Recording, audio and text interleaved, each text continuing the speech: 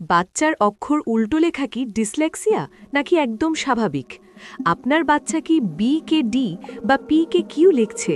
ইন্টারনেটে সার্চ করে একে সরাসরি ডিসলেক্সিয়া বা লার্নিং ডিসেবিলিটি ভেবে প্যানিক করার আগে 5টি জরুরি ফ্যাক্ট আজই জেনে নিন। 1. বয়স একটি বড় ফ্যাক্টর।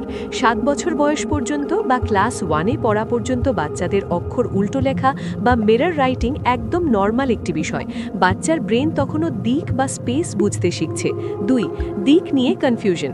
বাচ্চারা জানে একটি চেয়ার যেদিকেই ঘোরানো হোক সেটি চেয়ারই থাকে। এই একই নিয়ম তারা অক্ষরের ক্ষেত্রেও ভেবে বসে, তাই বি আর ডি এর পেটের দিক নিয়ে কনফিউশন তৈরি হয়। 3.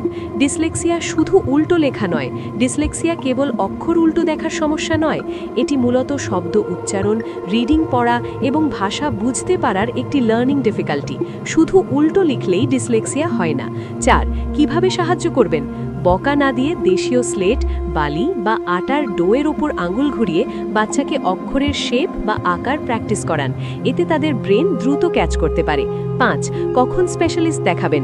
বয়স 8 বছর পার হওয়ার পরও বা ক্লাস 2-তে ওঠার পরও যদি বাচ্চা সব অক্ষর উল্টো লেখে এবং রিডিং পড়তে মারাত্মক কষ্ট হয়, তবে একজন স্পেশালিস্টের পরামর্শ নিন।